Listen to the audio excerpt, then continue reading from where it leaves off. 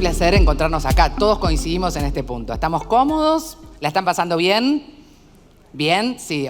Es media mañana, en un ratito ya se viene el coffee, pero nos parece sumamente importante tener la oportunidad en este marco de este fórum, poder aprovechar para hablar de algo que muchas veces queda en una utopía, que muchas veces tiene que ver con un deseo, una voluntad, y que por suerte hay muchos actores del sector de la salud que trabajan fuertemente para concretar este objetivo día a día.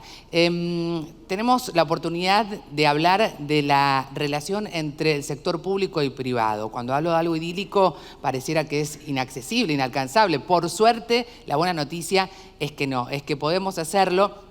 Y teniendo la oportunidad de tener a Jorge en este panel, me parece sumamente interesante poder poner bien en claro, Jorge, cuáles son los caminos que ustedes han tenido que recorrer durante todo este tiempo con esta experiencia, pero sobre todo, cuáles son las perspectivas y esa experiencia que ustedes han podido recabar en el día a día, en las propuestas, en lo que escuchan y después se transforman en proyectos concretos y realizables. Bienvenido. Muchísimas gracias, Natalia. Muchísimas gracias. Buenos días a todos. Antes de nada, si me permites, agradecer a AmCham por la invitación. Es un placer para mí estar aquí en esta mesa acompañado de muy buenas personalidades. Gracias por la invitación. Y sobre todo felicitarles. Este es el tercer año consecutivo que hacemos un AmCham Health Forum y cada vez mayor y cada vez mejor. Así que un placer acompañarnos. A tu respuesta, ¿no? A tu pregunta. En efecto, yo creo que todo parte del principio básico de reconocer realmente el valor que trae las terapias avanzadas y las tecnologías y la innovación para un sistema de salud, ¿no?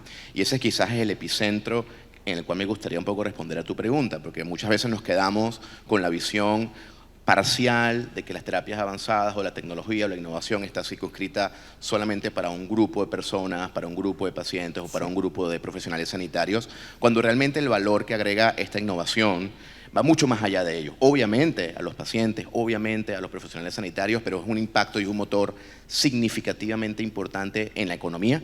Acabamos de ver muchos datos importantes recientemente publicados por el Ministerio de Ciencia y Tecnología, donde la innovación transformacional articulada por la investigación clínica alcanza récord histórico en los últimos 10 años, con más de 220 protocolos aprobados por la ANMAT, con más de 45.000 pacientes hoy formando parte de ensayos clínicos, con una inversión de más de 40.000 millones de pesos corrientes, que representa más del 44% de toda la I+D del sector privado en Argentina. Es un sector vibrante que contribuye fuertemente a la economía del país, pero también a las sociedades, ¿no? Porque en el fondo esta innovación tecnológica que estamos trayendo impacta mucho en alargar la esperanza de vida, en crear sociedades cada vez más productivas, en disminuir las tasas de discapacidad o de ausentismo laboral. Por lo tanto, ver el valor de la innovación en una perspectiva mucho más amplia que el sector salud creo que es fundamental para poder entenderla, comprenderla y entonces entender y ver cómo son las alianzas públicos-privadas que tenemos que hacer para que esa innovación cumpla su objetivo. Porque si no logra tocar la vida de los pacientes, difícilmente va a generar el beneficio que trae. ¿Y cómo toca tu vida, el involucrarte con el ámbito de la salud? Bueno, en el capítulo más personal… Totalmente, es la parte que más nos importa, Jorge. Sí, bueno, yo te digo, yo tengo 20 años ya dedicándome al sector salud. Yo creo que desde que salí de la universidad, ya hace 20 años atrás, estoy dedicado en cuerpo, alma y corazón a este sector, porque creo fuertemente que una sociedad, un país sin salud realmente no va a avanzar, no va a crecer y no va a prosperar.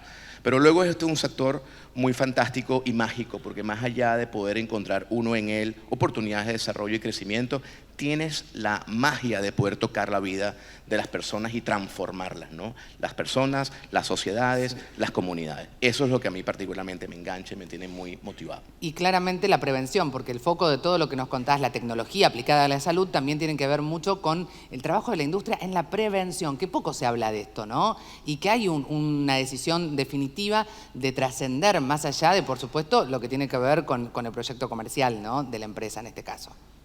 Absolutamente, y estas terapias que te mencionaba, pues nos han ayudado a prevenir múltiples enfermedades, sí. Algunas de ellas haberlas cronificado, otras tantas haberlas curado y haberlas desaparecido. Nos está permitiendo adelantar los diagnósticos de las patologías, intervenir tempranamente. Escuchábamos antes un foro donde hablábamos mucho de la medicina de precisión, donde claramente la innovación nos está permitiendo hablar de múltiples enfermedades. A veces hablamos de un tipo de cáncer, pero detrás de ese tipo de cáncer hay múltiples variantes. Totalmente. La innovación nos está permitiendo individualizar las aproximaciones terapéuticas, los tratamientos y conseguir desplazar las fronteras de la ciencia y conseguir desenlaces clínicos importantes, pero muy importante también de un punto de vista sostenible, ¿no? Porque esta innovación 100%. transformacional, haciéndolo de esta aproximación, nos permite ahorrar recursos sanitarios en el sistema. Y eso Natalia lo escucha y dice, fantástico, ¿no?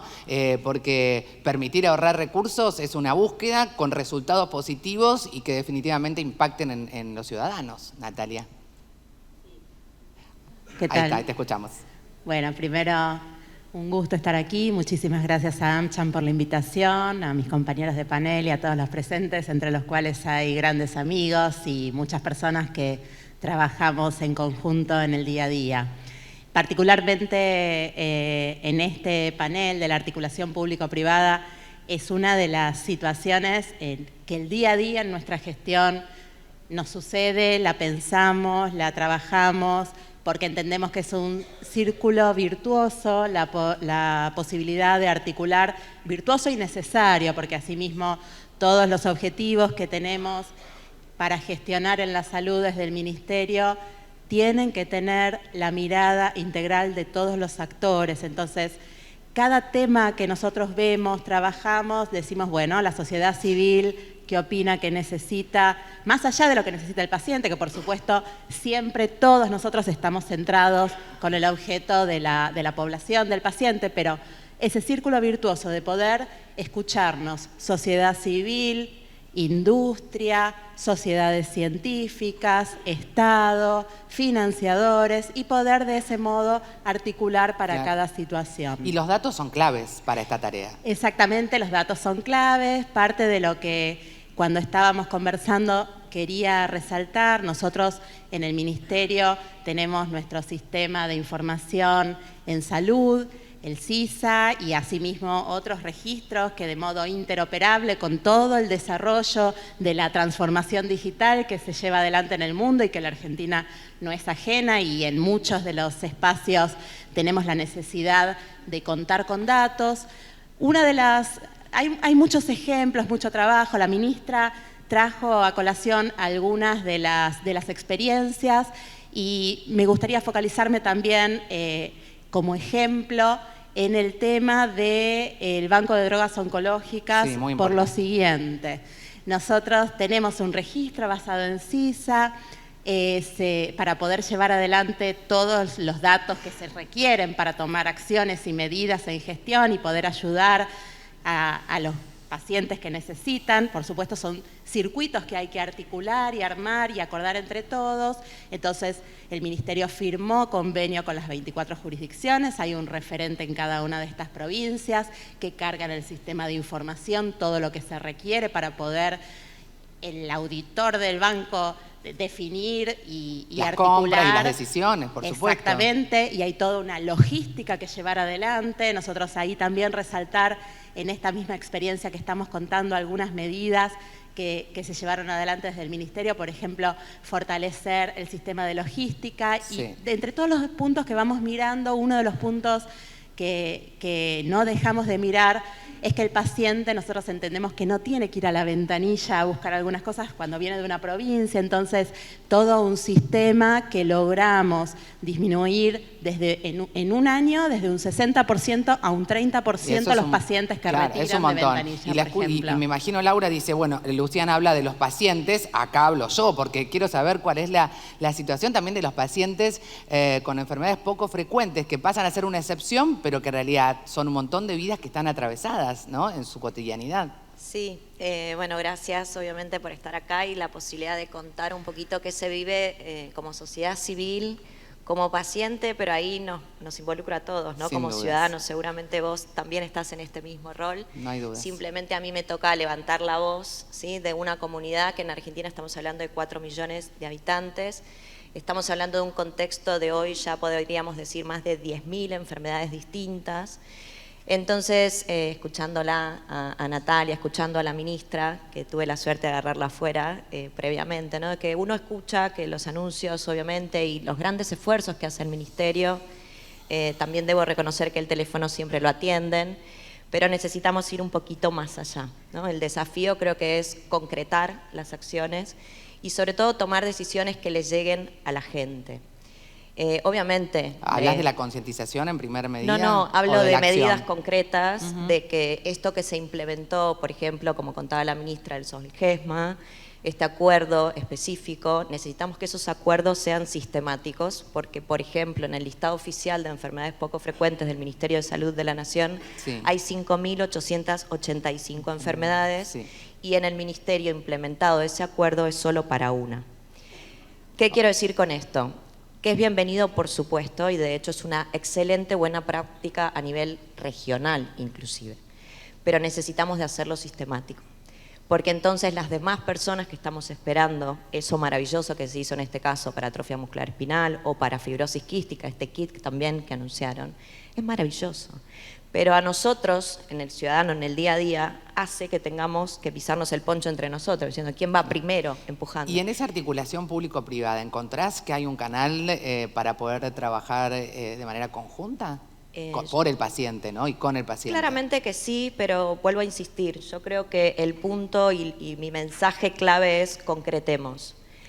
No nos llamen solo para la foto, no nos llamen solo para conversar. Nosotros necesitamos salir de esos despachos, salir de esas oficinas y poner todos manos a la obra. Acá hay un montón en de lo gente que te está consensuamos. escuchando, Luciana, y que seguramente va a sumarse a esta propuesta, porque no es un reclamo, es una propuesta, entiendo. Es una propuesta de trabajo visibilizar esto, sistemático, ¿no? Muy De bien. no quedarse solo en ese intercambio, que incluso creo Genial. que todos los que estamos acá vamos a coincidir en muchísimos puntos. Con el Ministerio coincidimos en muchísimos Y puntos. muchos de los que estamos acá, y seguramente los que están participando desde su casa, también están atravesados por alguna patología propia o de algún ser querido, con lo cual las enfermedades poco frecuentes dejaron ser algo distante para pasar a hacer algo que conocemos en general en primera persona. Nos quedan 5 minutos, pero quiero sí hablar de lo que decías vos, de lo concreto, de los ejemplos. ¿Qué recordás, Jorge, o qué nos podés compartir de un caso en el que vos digas, la verdad es que en este caso, con esta situación y en esta dinámica, hemos logrado el objetivo de articular definitivamente el sector público con el sector privado? Bueno, es una excelente pregunta. El primer ejemplo, tengo un par de ellos. Tenés muchos, voy a tenés intentar- más para sí, más voy de a 5 intentar. minutos. Yo pero creo que bueno. más que ejemplos tenemos oportunidades, ciertamente. Sí. Pero un ejemplo muy claro, y hacía mención anteriormente, es el ejemplo de la investigación clínica. Nosotros hemos podido trabajar fuertemente con el gobierno y con las autoridades regulatorias, incluyendo también a pacientes, y hemos podido ser capaces de recortar los tiempos de aprobación de protocolos de investigación clínica. Y es lo que nos hace hoy en día tener una fuerte investigación clínica a nivel de actividad en el país. Ahora, no queremos quedarnos con 220 protocolos, queremos tener 300, 400, 500 protocolos, porque en la medida que lo hagamos así, vamos a beneficiar a todos y todos vamos a tener un impacto muy importante de esta actividad. Retos o oportunidades, me quedo más con la parte de las oportunidades. Sí. Cómo hacer que esa investigación clínica salga de un entorno privado y realmente vaya directamente a los hospitales públicos. Bueno, se requiere mucho de la alianza pública para dotar los hospitales de la infraestructura científico-técnica y del personal para poder hacerlo.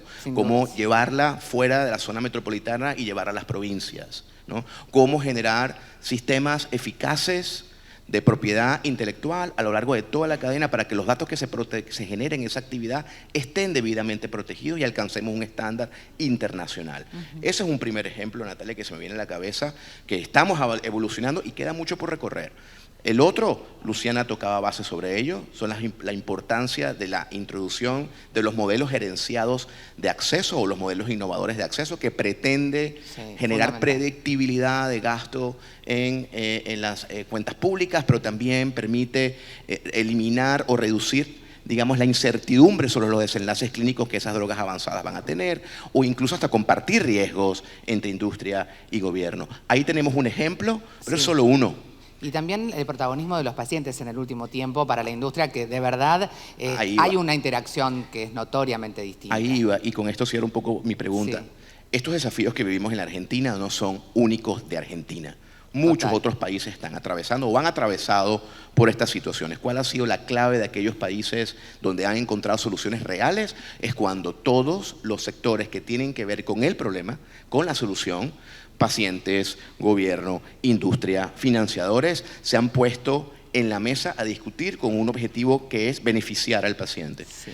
Cuando hacemos eso, encontramos más soluciones que desafíos. Y cuando la sociedad se siente escuchada, se siente representada y se siente priorizada, Natalia. Estos paneles y estas reuniones que pueden definitivamente ser networking, estoy convencida que tenemos que lograr que se transformen en cuestiones concretas, que transformen la vida de los ciudadanos, no importa de qué país. Hoy estamos hablando de Argentina, pero sin dudas tiene que ser un objetivo en común. Natalia, ya te digo, Jorge te puso la vara muy alta, así que tenemos que ir por ahí con algún ejemplo que seguramente tendrás muchos de la interacción público-privada. Nos quedan 2 minutos, no es que te quiera meter presión. No, cortito. Primero coincido plenamente con las palabras de recién y da la casualidad que la visión es compartida y desde el Ministerio de Salud se están llevando adelante diferentes líneas en conjunto con otras áreas del gobierno también, como MinSit, la agencia I+D, y esta visión de la investigación clínica en el sector público también es una visión que tenemos, que compartimos y que estamos trabajando para, además de haber tenido espacios, incluso reuniones de COFESA con ministros de salud y COFECIT conjunto, con una celebración de convenios y de acuerdos, y se están llevando adelante las 24 jurisdicciones, estrategias de investigación conjunta, más allá de esta investigación O sea que clínica. la investigación, lo federal y la articulación público-privada está vigente, sigue siendo una prioridad de la agenda de gestión pública, que no es algo menor. Absolutamente. Eso es importante tenerlo claro, ¿no? Sí. Y también importante tener claro que la demanda que planteaste y que tiene que ver con una necesidad, va acompañada de una propuesta y de muchas familias que acompañan esta postura que vos tenés y seguramente la predisposición para también articular. Acá Natalia representa el sector público, Jorge el sector privado, y los pacientes deben también ser parte de esta discusión seguramente. Totalmente, y sumo ahí a las sociedades médicas, ¿no? Que es una cuestión que es fundamental. Estamos hablando de un saber, por lo menos en las enfermedades poco frecuentes, diría que es una subespecialidad, ¿no? de cada una de estas cuestiones. Entonces es muy importante el tema de la prescripción médica, de podamos encontrar, y creo que en esa articulación tenemos que lograrlo, el hecho de la información que sea pública, a partir de que si no tenemos mucha información... Pública y comprensible. Y en lenguaje sencillo, Sería, ¿no? Para que todos lo entendamos. Claro. Pero creo que hay ciertos puntos que son básicos, que creo que inclusive no presentan conflicto, ¿no? Como es esto de compartir la información que tenemos, de compartir, bueno, todo lo que es investigación clínica. Bien. Créanme que nosotros que estamos de este lado lo sabemos, pero el ciudadano a pie... Y están predispuestos, que no